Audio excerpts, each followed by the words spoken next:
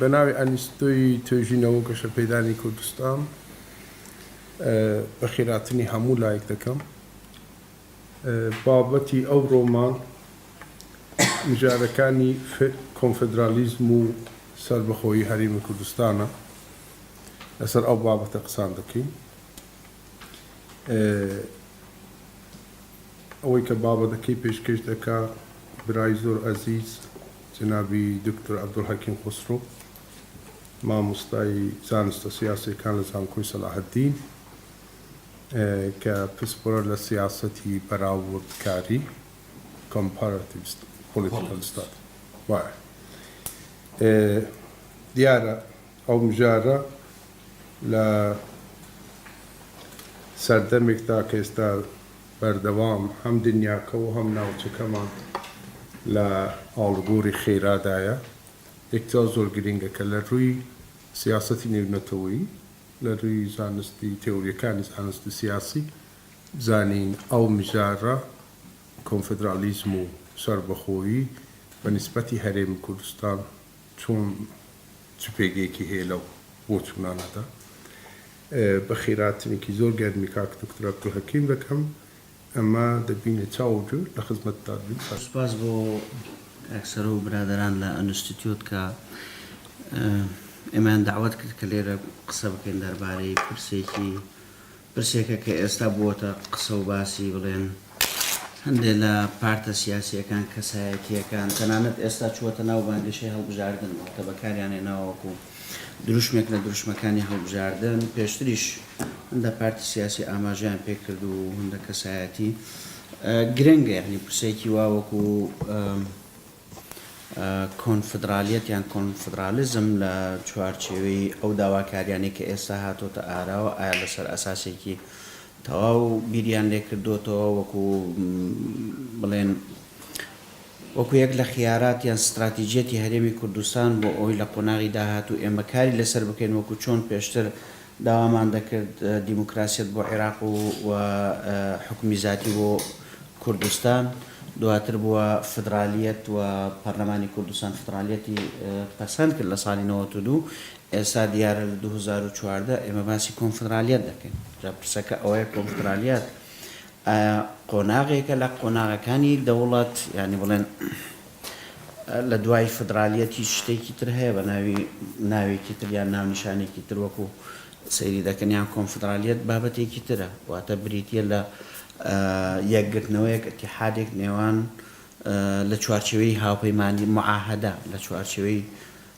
ڕێکەوتنامە نێوان چەند دەوڵەتێکی سربەخۆ چەند قوارەیەکی سربەخۆ خاوەن سەروەری و ئەمەش کە فقەهائی قانونی دەستوری بە تەسەووری من ئەمە متتەفقن لەسەر ئەم پێناسەواتە بەو ئاراستەیەکەوە ئەتیحادێکە نێوان کۆمەڵێ قوارەی سربەخۆیان دەستەی سربەخۆیان هەیئەی سربەخۆ کە کاری دەکەن چونکە وشەی کۆنفدراسیۆن یان کۆنفدرالیزم زۆر جار بەکار دێت تەنها لە چوارچێوەی سیستەمی حکومیان سیستەمی حکومڕانی بەڵکو لە چوارچێوەی هەندێک یەکێتیەکان نەقابات کۆمپانیەکان کۆمەڵێ وشەی وا بەکار دێت ئەویش کاتێک ئاماژە بە فدراسیۆن دەکرێت کاتێک کە هەیئاتەکانیان دەستەکانیان ئەوانەی کە فدراسیۆنەکانیان پێکهێناوە سربەخۆن واتە سربەخۆیەکی تەواویان هەیە لە هەموو ڕووەکەوە بۆیە تەنها دەستەیەکی عولیایان هەیە ئەم دەستەیە عولیایە بۆ چەند پرسێکی دەستنیشان کراوە کار دەکەتەوە ئەم پرسانە محەددن واتە کاری لەسەر دەکەن بۆ جێبەجێکردنی سیفەتی گشتی مەسەلەی کۆنفدرالیەت کە ئێمە نامانەوێت بچینە ناو لایەنی تیۆری مەسەلەکەەوە کە زیاتر بچینە ناو تیۆری و بزانین کە چۆن چۆنیە بەڵام ئەوەی کە زۆر گرنگە ئێمە باسی بکەین سیفەتی ئەساسی ئەوەیە کە جگەلەوەی کە پێکهاتەکانی سربەخۆن هەر شەڕێک نێوان پێکهاتەکانی کۆنفدرالیەت ڕوو بدا پێ دەڵێن شەڕی نێودەوڵەتی واتە حرب دووەلی دەتە حربێکی دووەلی ناتە شەڕی ناوخۆ لە چوارچێوەی دەوڵەتێکی فدرالی هەر شتێکی وا ڕوو بدات شەڕی ناوخۆیە بەڵام لە چوارچێوەی کۆنفدرالیەت هەر شەڕێک ڕوو بدا شەڕێکی نێودەوڵەتیە جگەلەوەی وەکو باسم کرد خاڵێکی زۆر گرنگیش هەیە بەپێ ئەو تەجروبەی کە کۆنفدرالیەت هەیە یەک لە سیفاتەکانی بڕیار بڕیار بە ئیجماعە واتە بڕیار بە زۆرینە و کەمینە نییە ئێمە دەزانین لە چوارچێوەی دەوڵەتە تەنانەت لە سیستەمی فدرالیەش کاتێک کە بڕیار دەدرێت چ لە پەرلەمان چ لە حکوومەت بڕیارەکان بڕیاری زۆرینە و کەمینەن هەروەکو چۆن بەڵام لێرە هەندەجار ئەغلبیەی مەوسوفە دیارە بێت هەندەجار ڤیتۆی تێدا هەیە ئەگەر هاتو دیموکراسەتی تەوافقی بێت ئەمەش حاڵەتێکی ئاساییە وەکو لیپارد باسی هەندە نموزەش دەکەت کە دەبێت ڤیتۆی متەبادل هەبێت بە تایبەت ئەگەر هاتو کەمینە هەبن لە چوارچێوەی کەمینەیەکی هەمیشەیە پێ دەڵێن واتە مکەونێک پێکهاتەیەک نەتەوەیەک لە چوارچێوەی دەوڵەتێکە بێت حتمما حەقی ڤیتۆی دەدرێتێک کە حەقی ڤیتۆ لەسەر بڕیارەکان بەڵام ئەمە لە چوارچێوەی سیستەمی حکومە ئەوەی کە دیارە لە کۆنفدرالیەت بڕیارەکان دەبێت بە ئیجماع بێت واتە ئەگەر ئیجماعی نەبێت بڕیارەکان مولزەم نابن ناتوان جێبەجێ بکەن بۆیە هەموو تەجروبەی کۆنفدرالیەت تەجروبەی فاشل بووینە چونکە نەیانتوانیوە بەردەوام بن نەیانتوانیوە کار بکەن لەسەر ئەرزی واقع بەڵکو زۆر جار وەصفی کۆمەڵێ موئەسسات و ڕێخستنی نێودەوڵەتی کە ئێستا هەیە وەصفی دەکەن وەکو وەصفی کۆنفدرالیەت بۆ نمونە تەنانەت باسی عوزبەت الئومەم دەکرێت وەکو کۆنفدرالیەتێکی فراوان باسی ئیتحادی ئەفریقی دەکرێت وەکو کۆنفدرالیەتێک ئەگەر باسی ڕێکخراوە نێودەوڵەتیەکان بکەین چونکە وشەی کۆنفدرالیەتیان کۆنفدراسیۆن زۆر جار بۆ ئەو حاڵەتانە بەکاردەهات بەڵام ئەگەر ئێمە وەکو وشە کە چۆن بەکار هاتووە کۆنفدرالیەت لە چەند حاڵەتێکە لەوانەیە ئێمە چەند حاڵەتی دەگمەن دەبینین بۆ نمونە کۆنفدرالیەتی ئەراگۆن کە لە ئەسپانیا هەبووە لە سەدەکانی ناوەڕاست کۆنفدرالیەتی ئەڵمانی لە نێوان 1906 و 1948 لەو فترەیە کە لە حاڵەتی پەرتەوازە بوونی بڵێن ویلایەتە ئەڵمانیەکان هەریەکە و لە ژێر دەسەڵاتی چ نەمسا چ دەسەڵاتی فەرەنسا و ئەو کێشانەی کە ڕوویاندا بوو پەیوەست بوو بۆەوەی کە بسمارت توانی تا 1970 ئیتر اتحادی ئەڵمانی دروست بکات بەڵام کۆنفدرالیەیەک هەبوو کۆنفدرالیەک کە ئەم کۆنفدرالیە نێوان چەند ویلایەتێکی ئەڵمانی بوو لە نێوان 1906 بۆ 1948 ویلایەتە کۆنفدرالیەتەکانی ئەمریکا ئەمەش دامەزرا لە ساڵی نێوان 1960 بۆ 1965 کە نێوان 11 ویلایەتی جنوب یان جنوبی ئەمریکا بوو کۆنفدرالیەتی ئەوەی ئەمانە دوورەکان بڵێن ئەوانەی کە زۆر نزیکن لە ئێمە و دەتوانین قسەی لەسەر بکەین و ئێستا ئەو مژارەی کە لە هەرێمی کوردستاندا هەیە دوو جۆرمان هەیە یەکێکیان کۆنفدرالیەتی سنجامیە کە نێوان سنیگال و جامایکا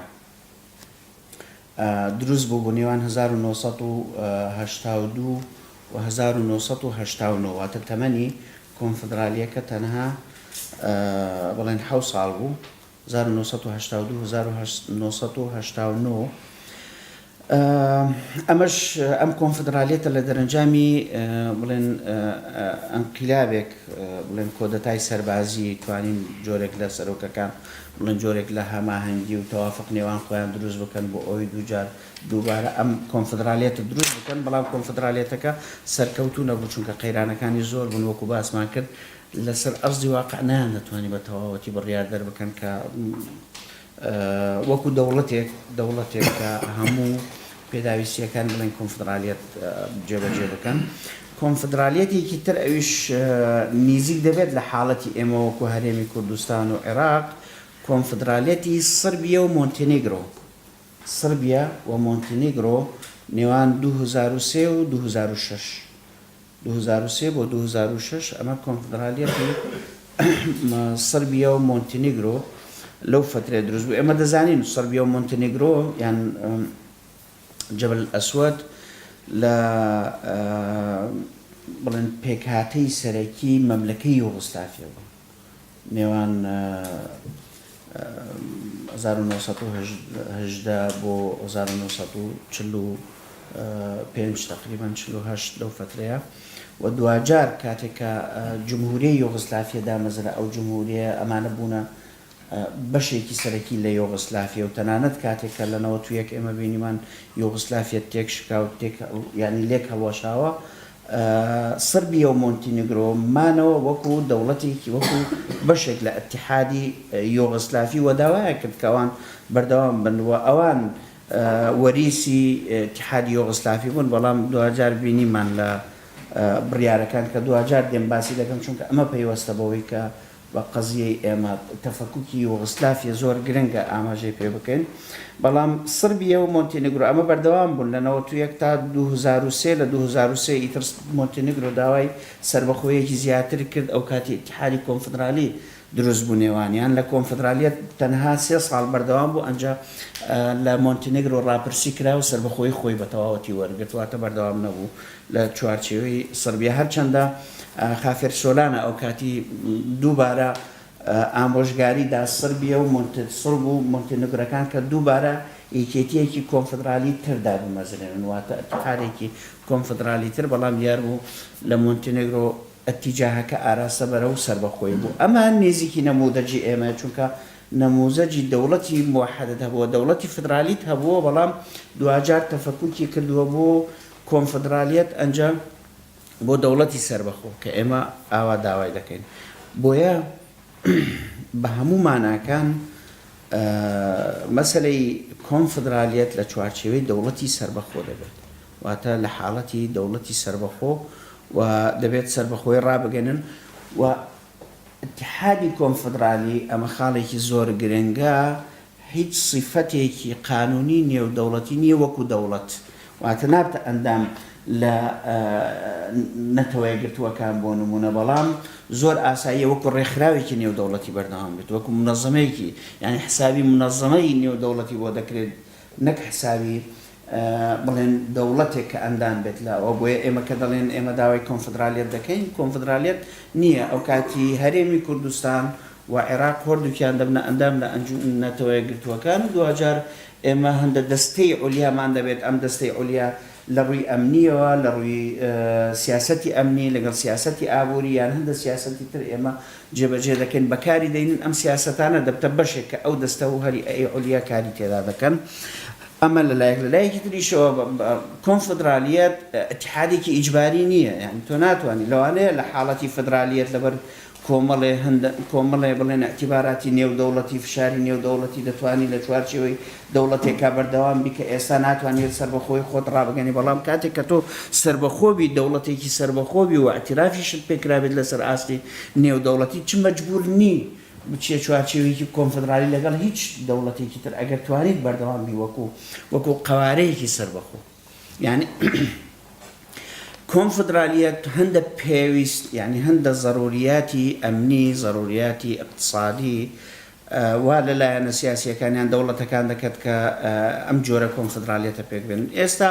ئەو نەموزەجانەی کە هەیە زیاتر تەنانەت کە یەکێتی ئەوروپا جۆرێکە لە جۆرەکانی کۆنفدرالیەت کە باسی دەکرێت هەرچەندە بڵێن ئەمە وەکو وەسف دەکرێت یەکێتی ئەوروپا یەک لەو کۆنفدرالیەتانەیە کە ئێمە دەتوانین وەسفی بکەین بە تەواوەتی چونکە کۆمەڵی مؤسسات و هەیئەی عولیای هەیەکاری تێدا دەکات هەرچەندە یەکێتی ئەوروپا بە پێ هەندە ئەوانە وە پێم وایە دکتۆر چواز زیاتر شارەزایی لە یەکێتی ئەوروپایە چونکە ماستەرنامەکەی لەسەر یەکێتی ئەوروپا بووە ئەو دەسەڵاتانەی کە لە چوارچێوەی دەسەڵاتەکانی یەکێتی ئەوروپایە دەسەڵاتی زۆر فراوانیان هەیە بە تایبەت لە ڕووی وەزیفیەوە چونکە ئەساسەن یەکێتی ئەوروپا لە ڕووی فەنکشنالیزم یان وەزیفیەوە دەستی پێکرد و ئەمە بووەتە ئەساسێک کە ئێمە بگەینە حاڵەتی سیاسی هەرچەندە تا ئێستا ئەو دوو سیراع نێوان ئەنتەرگەڤەرنمێنتاڵیان مابینی حکومیەکان و لە بینی فدرالیزمەکان کە زیاتر ئەڵمانیەکان پشتگیریان دەکرد ئەمە ئەتیجاهێکە کە ئێمە دەتوانین بڵێن یەکێتی ئەوروپا نمونەیەکە یان نمونەیەکی باشە بۆ ئێمە دەستنیشانی بکەین وەکو کۆنفدرالیەت بەڵام ئەوەی کە لە هەرێمی کوردستان هەیە پەیوەندی لەگەڵ عێراق تا چه ئاستێک ئێمە دەتوانین پشتی پێ ببەستین بۆیە لە جیاتی ئەوە بیر لە ناونیشان بکەینەوە ناونیشانی کۆنفدرالیەت بکەینەوە ئێمە لەگەڵ عێراقیەکان لە چوارچێوەی کۆنفدرالیەتێکدا دەبێت بزانین خاڵی هاوبەش لەو کۆنفدرالیەت چووە مالێ دەکەت کە ناچار بین ڕاست ئێمە سربەخۆی خۆمان وەردەگرین داوای سربەخۆی دەکەین سربەخۆی خۆمان ڕادەگەین بەڵام دەبێت دەستنیشانیەوە بکەین خاڵە هاوبەشەکان چین کە ئێمە بتوانین لە چوارچێوەی کۆنفدرالیەتێکا لە عێراق باشە پرسی نەوت و غازە ئێمە لە چوارچێوەی فدرالیەتی ناکۆکی و خلافێکی زۆرمان هەیە چۆن ئەگەر بچینە چوارچێوەی فدرالیەت دەکرێت ئێمە اتفاقێک لە چوارچێوەی نەوت و غاز بکەین بۆ نمونە نەوت و غاز بەردەوام بێت وەکو بەشێک لە داهاتی نێوان دوو دەوڵەت وە مؤسسەیەکی فەوقی قەومی ئیدارەی ئەم واریداتە ئەم داهاتە بکات باشە. لە ڕووی ئەمنیەوە ئایا هەرێمی کوردستان و عێراق وەکو بڵێن دوو قەوارە لە ڕووی ئەمنیەوە تا چەند بڵێن مەترسی هاوبەشیان هەیە؟ ئایا مەترسی هاوبەش نێوان ئێمە و عێراقیەکان زۆرترە یان مەترسی هاوبەش نێوان عێراقیەکان و ئێران زۆرترە لەلایەک و نێوان سونەکانی عێراق و دەوڵەتە عەرەبیەکان زیاترە کامیان مەترسی زیاترە بە نسبەت ئێمە ینی دەبێت ئێمە دەستنیشان چونکە ئەم دوو خاڵە زۆر گرنگ بووە لە ڕووی ئەمنی و اقتصادی بووەتە سەبەبێک بۆ دروستبوونی کۆنفدرالیەتەکان بۆ دروستبوونی کۆنفدرالیەتەکان شێوازەکانی کۆنفدرالیەت ئێمە نەهاوبەشی ئەمنی ئاساییشمان هەیە کە ئێمە بتوانین لەگەڵ عێراقیەکان بەردەوام بین و دووبارە کۆنفدرالیەت پێک بینین و نا مەسلەی اقتصادیش و لە ڕووی اقتصادیەوە کە تەنانەت ئەمە یەک لە بڵێن بیانوو یان سەبەبەکانی بڵێن دوای ئەوەی کە پاشگەزبوون لە اتفاقیەی لۆزان و ینی اتفاقی سیڤەر و دواتر ڕێکەوتنامەی لۆزان و ئەنجابەوەی کە هەندە اعتیباراتی اقتصادی ویلایەتی مەوسڵ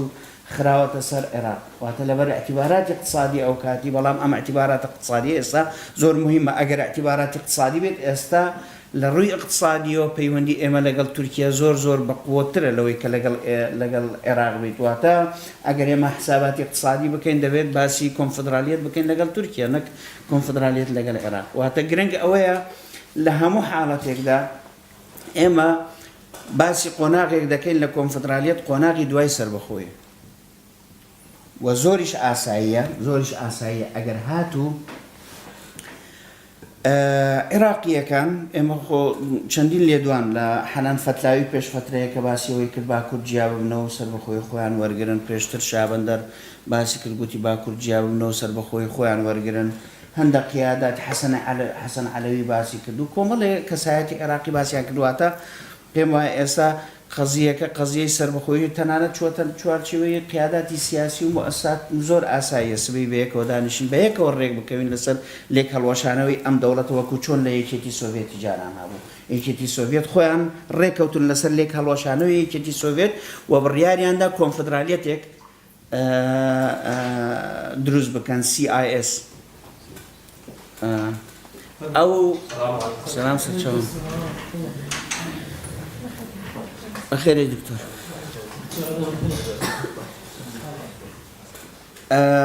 ئەو کۆمنوێڵتی دەوڵەتە سربەخۆیەکان بە مانای کۆنفدرالیەت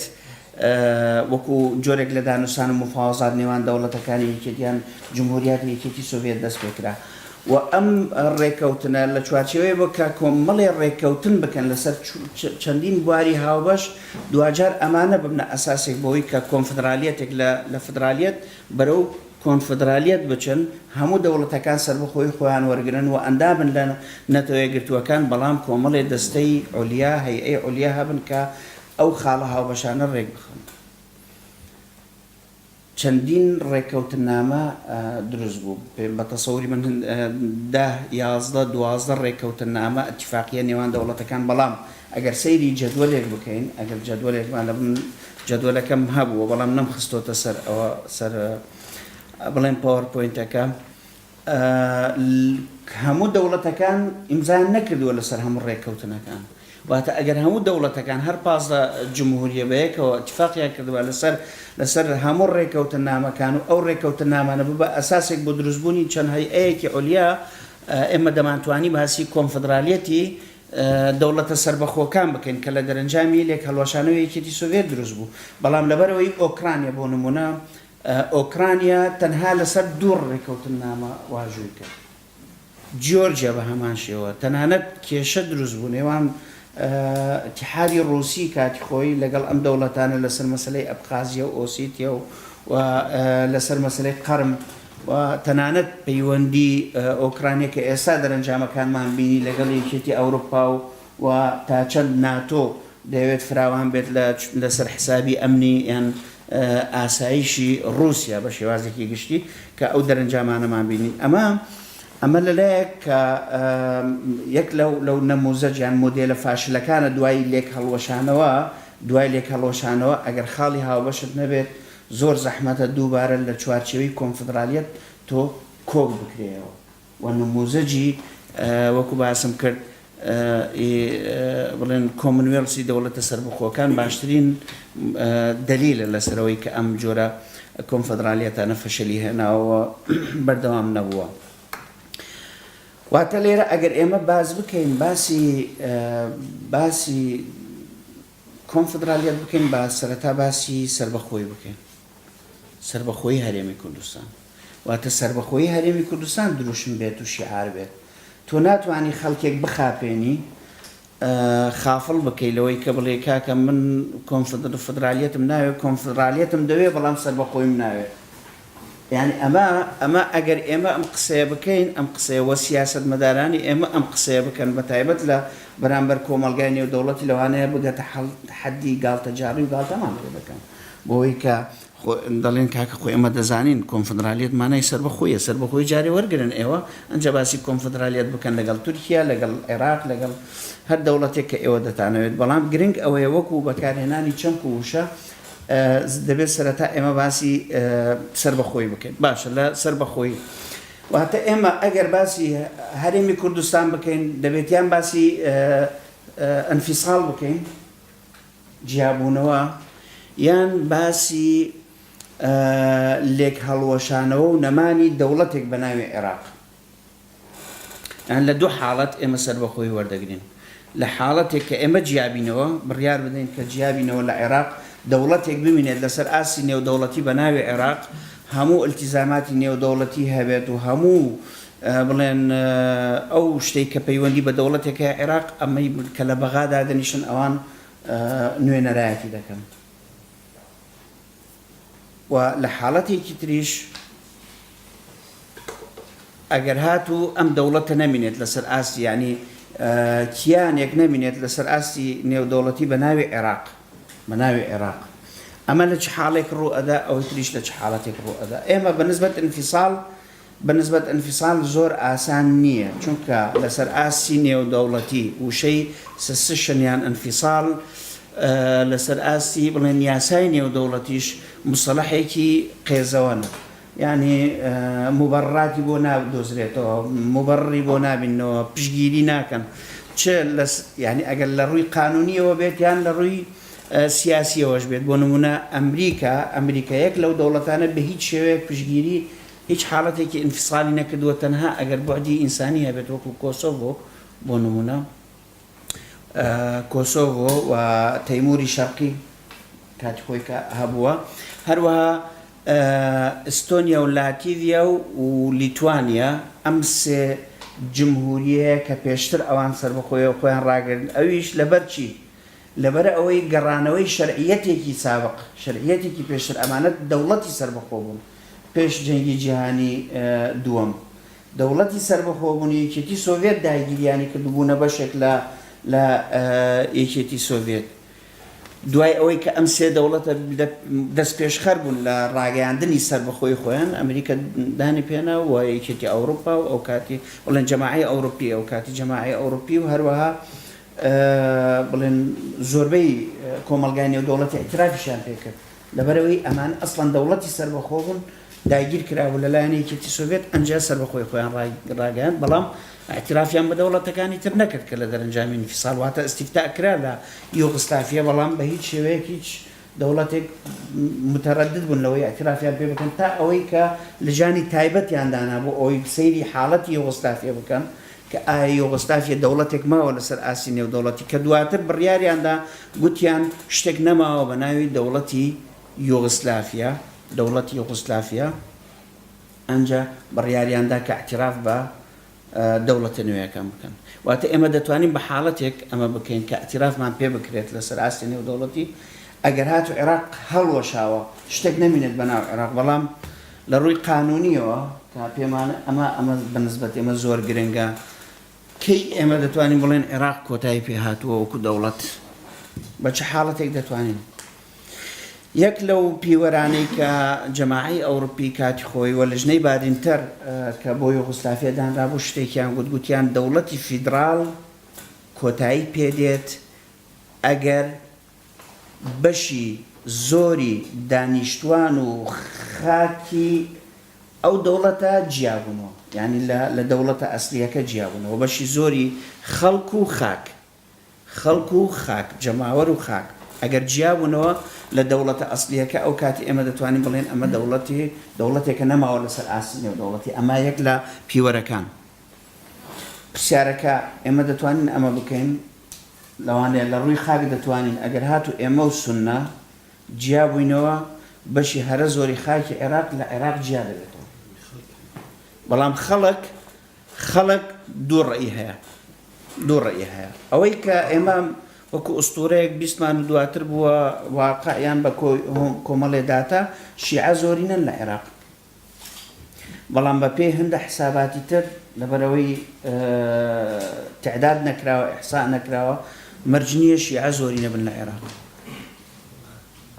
چونکە تۆ شیعە کە باسی شیعە دەکەی شیعەی کورد و بڵێن عەرەب باز دەکەی ئەمانە هەموو وەکو شیعە حساب دەکەی تورکمانیش وەکو شیعە حسابەکەی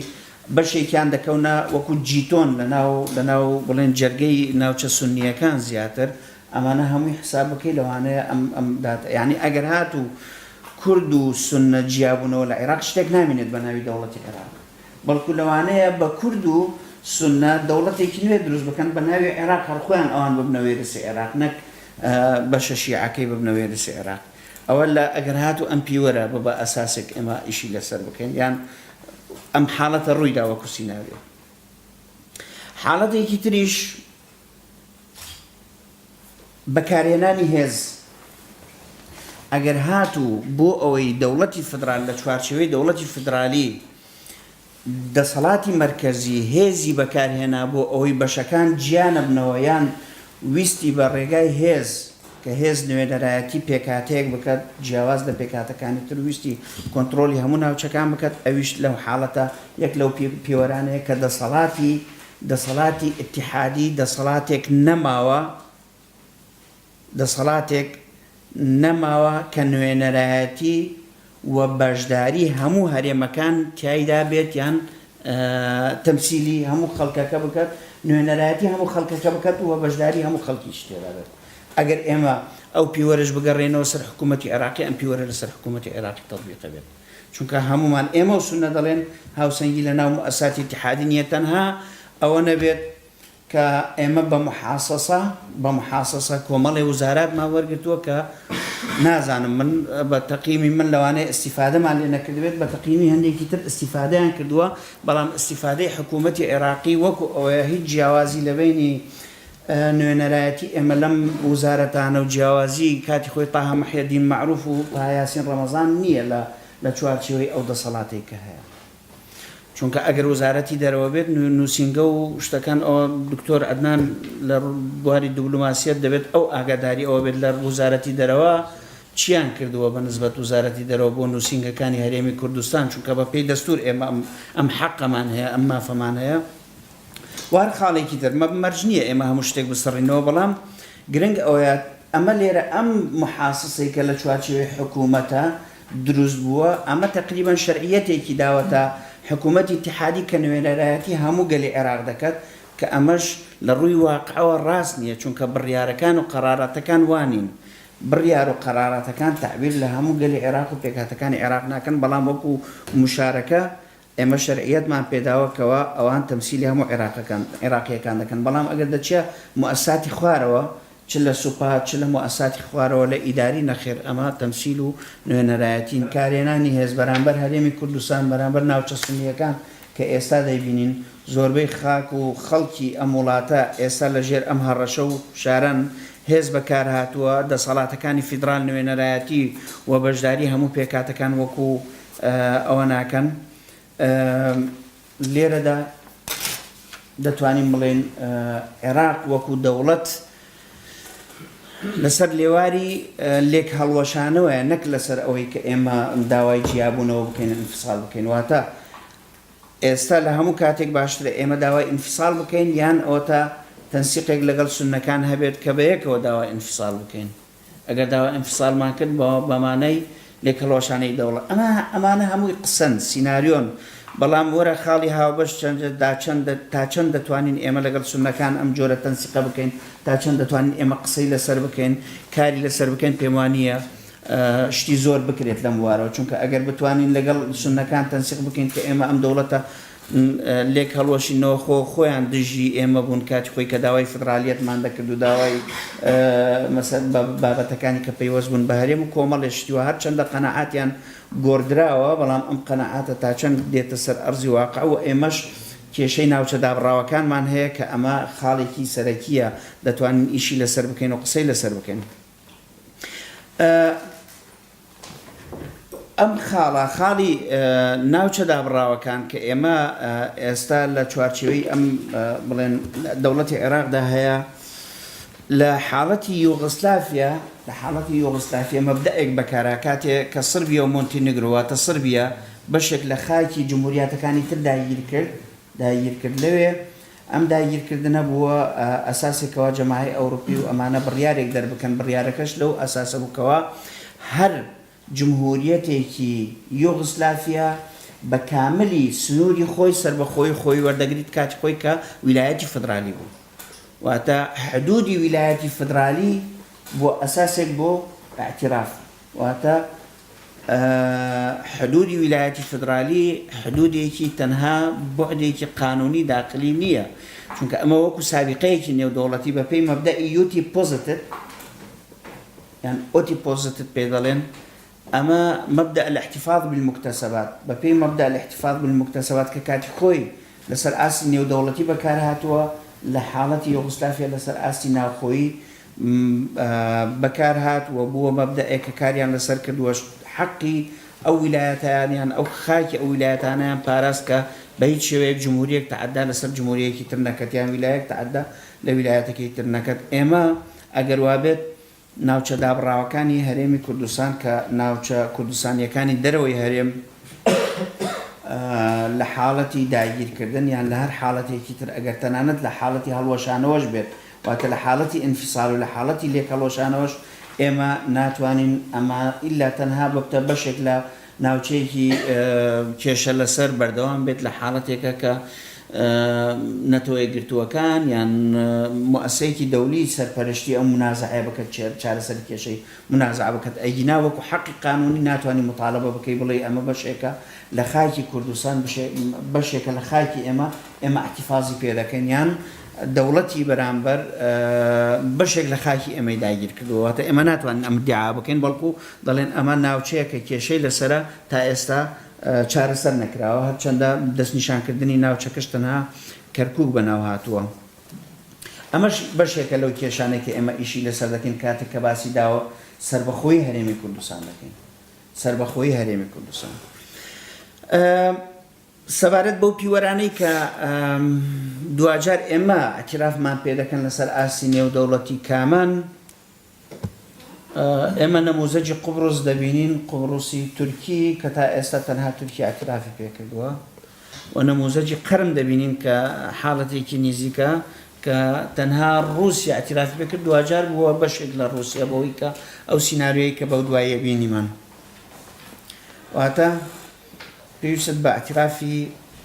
نێودەوڵەتیە لێرەش مەرجەکان کۆمەڵێ مەرجن مەرجی کلاسیکیمان هەیە مەرجی فعالیەت کەوا هەر دەوڵەتێکی نوێ قدرەتی مانەوەی هەبێت لەسەر ئاسی نێودەوڵەتی قدرەتی هەبێت ئەرک و التیزاماتی نێودەوڵەتی جێبەجێ بکات ئەمانە وەکو مەرجی سەرەکین دەتوانین دەستنیشان بکەین جگە لە مەرجی بوونی قەوارەی سیاسی خاک و خەڵک و دەسەڵات ئەنجا سەروەریەکە بە پێی ئەترافەکە وەردەگری. مەبادیئی تر هەن دەبێت بە ڕێگای دیموکراسیەت دروست بوو بێت تەنها ئەو حاڵەتانە نەبێت لە مەسلەی تەدەخولی ئینسانی کە بە حاڵەتی تەدەخولی ئینسانی کە دروست بووینە ڕازیبوون بە ئەرکە نێودەوڵەتیەکان پابەندبوون بە پرسیڤەکانی دانووسان و پرۆسەی ئاشتی ئەمانە پیوەرن میساقی نەتەوەی گرتووەکان مافی کەمینە و ئەتنیک و نەتەوەکان بەنسبەت هەرێمی کوردستان پێم وایە شەوتێکی باشمان بڕیوە لەم حاڵەتە ڕێزگرتن لە سنوورەکان ئەمە لێرە هێمای پرسیاری دێت ئەمە پرسیارە لەسەرەوەی ئایا ئێمە کاتێک کە ئەنفسال دەکەین یان داوای سەربەخۆی دەکەین سنووری هیچ وڵاتێکی تر دەبەزێنین یان تێک دەدەین سنووری ناوچەکە تێک دەدەین اعترافکردن یان ئەلتیزامات بۆ داماڵینی چەک و پەرەپێنەدانی بەرنامەینەوە و سەقامگیری و ئاسایشی ناوچەکە ڕۆژهەڵاتی ناوەڕاست ئەگەر سەبارەت بە ئێمە بێت یان ناوچەیەکی تر بێت تا چەند ئەم سەربەخۆیە کاریگەری دەبێت لەسەر تێکدانی ئەمن و ئاسایشی نێودەوڵەتی چارەسەرکردنی ناکۆکیە ناوخۆیی و هەرێمیەکان بە گفتوگۆ بەڵام ئەوەی کە لە هەمووی گرنگە دان بە هیچ قوارەیەکی سیاسی نادرێت ئەگەر لە دەرەنجامی کارێکی دوژمنکاری دروست ببێت لە دەرەنجامی کارێکی دوژمنکاری دروست ببێت دوژمنکاریش بە مەبەستی ئاعتیدا واتە هەندێک لە شرۆڤەکانە کە جێمان لێبوو لەو ڕۆژانە باسی تورکیا دەکەن بڵێن تورکیا لەوانەیە سیناریۆی قوبرس بەنسبەت ئێمە دووبارە بکاتەوە ئەگەر سیناریۆی قوبرس بەنسبەت هەرێمی کوردستان دووبارە بووە ئێمە تەنها پەیوەندی ئێمە و تورکیا دەبێت هیچی تر ناچونکە ئەمە دواتر اعتیباری دەکرێت کەوا کارێکی دوژمنکاریە یعنی وەصفی ئەوە دەکرێت کە ئەمە کارێکی دوژمنکاریە و ئێمە ناتوانین بەردەوامی لەسەر ئاسی نێودەوڵەتی و اعترافیشمان پێ ناکرێت وەکو هەرێمێکی سربەخۆ لە چوارچێوەی کۆمەلگای نێودەوڵەتی یعنی ئەمە یەک لەو خاڵانەیە کە دەتوانین ئاماژەی پێ بکەین جگەلەوە سیاست و استراتیژیەتەکانی ویلایەتە یەکگرتووەکانی ئەمریکا لە ڕۆژهەڵاتی ناوەڕاست یعنی ئەمە بۆعدی قانونی بۆعدی یاسایی بۆعدی خاڵە هاوبەشەکان ئێمە لە حاڵەتی جیابوونەوە و لە حاڵەتی لێک هەڵۆشانەوە چی دەکەن و سیناریۆکان چین کە هەردووکیان لەوانەیە زەحمەت بن بەنسبەت ئێمە ئێستا ئیشی لەسەر بکەین بەڵام ئەوەی زۆر گرنگە هەڵوەستی کۆمەلگای نێودەوڵەتی بە تایبەت ویلایەتە یەکگرتووەکانی ئەمریکا چ بە حاڵەتی ئینفیساڵ جیابوونەوە کە جیابوونەوە زیاتر پێم وایە ئەوان دژایەتی دەکەن بە هەموو حاڵەتێک بە هیچ شێوەیەک لەگەڵ جیابوونەوەدانین و نزیک دەبێت لە سیناریۆی قەرم و سیناریۆی رووسیا کە ئێستا دەبینین لەسەر ئاستی کۆمەلگای نێودەوڵەتی واتە ئێمە تەنها ئێستایەک احتیمالمان ماوە ئەویش لێک هەڵۆشانەوەی عێراق کە ئەو کاتی ئەمریکا لەوانەیە هەوڵ بدا بۆ چارەسەرکردنی کێشەکان و ڕێک بکەون لەسەرەوەی کە جۆرێک لە کۆنفدرالیەتێک یان شتێک دروست بکەن بەڵام ئەم کۆنفدرالیەتە وەکو باسم کرد خاڵە هاوبەشەکان یعنی ئەویش دەبتە اتحادێکی نەعەن طریق التەراضی بەڵکو اتحادێک کە بە ڕێگای ناچارکردن یان مرۆڤ ناچار دەبێت لەوەی کە لە چوارچێوەی اتحادێکی کۆنفدرالی لەگەڵ عێراق بەردەوام بێت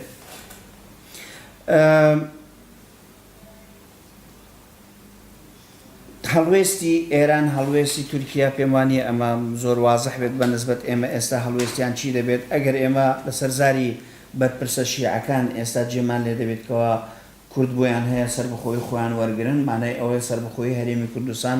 زۆر هەستیار نییە بەنسبەت ئێران ئەمە خاڵێکی زۆر گرنگە یعنی ئایا ئەوان لە ڕووی حساسیەتەوە ئێران تا چەند هەستیارن بەرامبەر بە جیابوونەوەی هەرێمی کوردستان ئەگەر لە سەرزاری وان ئێمە جێمان لێ دەبێتکەوە ئەم دەتوانن ئازادن لەوەی بە هەرچەندە دەڵێن جیابنەوە بە حدودی 19/2013 نەک بە حدودی ناوچەدا بڕاوەکان چونکە ئەمە 19/2013 ئەمە سنووری هەرێمی کوردستانە کە ئەوان دەیانەوێت دەڵێن بە هەرێمی کوردستان لەو سنوورە بە خۆی جیابێتەوە هیچ کێشەمان نییە لەسەرەوە هەڵوێستی تورکیەش ئەوەیە کە لەوانەیە تورکیا بەپێ ئەو معادلاتی ئەقلیمی کە ئێستا ڕوویداوە لەبەرەوەی دەسەڵاتی سیاسی لە بەغدا ئێستا دەسەڵاتی زۆرینەی شیعەیە سیاسەتی نەوتی عێراق 100% سیاسەتێکی ئێرانیە بئیمتیاز بۆ ئەوەی فشار بخەنە سەر ینی ڕاستەوخۆ تهدیدی ئەمنی تاقەی تورکیا دەکەت وەکو دوو دەوڵەتی مامناوەند لە ڕووی قووەت لە ڕۆژهەڵاتی ناوەڕاست حتمما ئەوان لەوانەیە لێرەش تورکیاش بەنسبەت وانەوە مەسەلەی جیابوونەوەی هەرێمی کوردستان زۆر هەستیار نەبێت زۆر حساسیەتیان لەگەڵ ئەم خاڵە نەبێت لەسەر مەسەلەی جیابوونەوە بەڵام چ جۆرە جیابوونەوەیەک وەکو دەوڵەتێکی سەربەخۆ وەکو مۆدێلی قوبڕس یان وەکو مۆدێلێکی تر ئەمە لێرە دیار نییە لەوانەیە ئەوەی کە بەنسبەت تورکیا زۆر گرنگە هەرێمی کوردستانیان هەموو دەسەڵاتەکانی خۆی لە چوارچێوەی دەستوری عێراقی وەکو خۆی وەرگریت وەکو خۆی دەسەڵاتەکان ئەمە بەنسبەت تورکیا زۆر گرنگە سربەخۆیی هەرێمی کوردستان زیاتر بێت بەڵام نەگەتە حاڵەتی ئەوەی کە مۆدێلی قوبڕس دووبارە بێتەوە یان دەوڵەتێکی کوردی لە ڕۆژهەڵاتی ناوەڕاست دروست بێت واتە تورکیا پشگیری ئەوە دەکات کەەوە هەرێمی کوردستان بە تەواوەتی قدرەتی هەبێت کە پەیوەندی و مامەڵە بەتایبەت لە ڕووی وزە و تاقە و اقتصاد و ئەمانە لەگەڵ کۆمەلگانی و دەوڵەتی بکات بەڵام نەگەتە حاڵەتی ئەنفیساڵ هەرچەندە وەکو باسمان کرد ئەنفیساڵیش بەنسبەت تورکیا ئێستا لە مەوزوعە زۆر هەستیار و حساسەکاندا نییە بۆیە ینی بە تەسەوری من ئەمانە زۆربەی ئەو ئەفکارانە لەوانەیە زۆربەی پرسیار بێت ئێمە لێرە تەرحمان کردبێت لە جیاتیەوەی کە وەڵامی هەندە پرسیارماندا بێتەوە بەڵام ئەوەی گرنگە وەکو بەنسبەت من ئێمە کاتێک کە باسی کۆنفدرالیەت دەکەین و ئێستا کە بووەتە دروشم ینی ئەمە مەوزوعەکە کە پێویستە باسی لێ بکەین بۆ ئێستا کۆنفدرالیەت باس کرا کێ یەکەم کەس باسی کرد دەزانن ئێستا لەوانەیە پاش 10 ساڵی تریان 15 ساڵی تر ئیستر حزبەکان مزایدە لەسەری تر بکەن بڵێن ئێمە یەکەم کەس بووین کە کردمانە بەشێک لە دروشمی هەڵبژاردنیان کەسایەتێک دەڵێت وەڵام من یەکەم کەس بووم کە باسی کۆنفدرالیەتم کرد ئەمەش بەشێکە ینی ئەمە حاڵەتێکی تەندروستە لە هەرێمی کوردستان کە ئێمە دەیبینین کۆنفدرالیەت بووەتە دروشمێک یان کۆنفدرالیەت استراتیجیەتێکە کە هەموو لامان هەتا ئێستا هەموو هێزە سیاسیەکان بەبێ جیاوازی لەسەر کۆمەڵی خاڵ کە پەیوەندی لەگەڵ عێراقەوەیە بەتایبەت لەسەر ئاستی عێراق چ لەسەر ناوچە دابڕاوەکان چ لەسەر جێبەجێکردنی ناوەڕۆیکی دەستور چ لەسەر دەسەڵاتە حەسلیەکانی حکوومەتی اتحادی و دەسەڵاتەکانی ئێمە هەمومان متفقین لەسەر مەسەلەی فدرالیەت متفق بووین بەڵام مەسەلەی کۆنفدرالیەت و شێوازەکانی جێبەجێکردنی ئەم کۆنفدرالیەتە پێم وانییە تەنانەت ئەو بەڕێزانەی کە ئێستا ئەم ڕوئیان وەرگتووە ڕوئایەکی زۆر وازەحیان هەبێت خاڵی کۆتایی کە دەمەوێت باز بکەم نێوماڵی کوردی پێم وانییە زۆر لەو ئاستە بێت کە تەبەنای پرۆژەیەکی وا گەورە بکات لە چوارچێوەی کۆنفدرالیەت یەک لەو پیوەرە ئەساسیانەی کە تەنانەت ئەگەر تۆ سوبەی داوای سەربەخۆیت وەرگرت ئەوەیە مەسلەی ئایا تا چەند تۆ سیستەمێکی دیموکراسیت هەبووە و لەسەر ئەستی دیموکراسی کارت کردووە سجل و سەفحەی هەرێمی کوردستان سەبارەت بە مافەکانی مرۆڤ ئێمە ساڵانە چەندین راپۆرت دەردەچیت ئەم راپۆرتەم بەڕاستی راپۆرتی زۆر سلبین سەبار بە ڕەوشی مافی مرۆڤ لە هەرێمی کوردستان کاریگەریەکی زۆر خراپی دەبێت لەسەر ئێمە ئەگەر ئێمە داوای پشگیری نیە و دەوڵەتی بکەن چونکە تەنانەت ئەگەر هیچ شتێکمان نەبێت لەم حاڵەتانە ئەگەر وەکو قەوارەیەکی دیموکراسی لە ڕۆژهەڵاتی ناوەڕاست بەردەوام بووین حتمما ئێمە دەتوانین پشتیوانی و پشگیری نیە و دەوڵەتی بەدەست بێنین چونکە بەشێکە پیوەرێکە لە پیوەرەکانی ئەتیراف بە دەوڵەتە نوێیەکان بەتایبەت لە چوارچێوەی یەکێتی ئەوروپی دەوڵەتەکانی اتحادی ئەوروپی ئەوەندە قسەم هەبوو لەسەر ئەم مەوزوعە دەست و چاو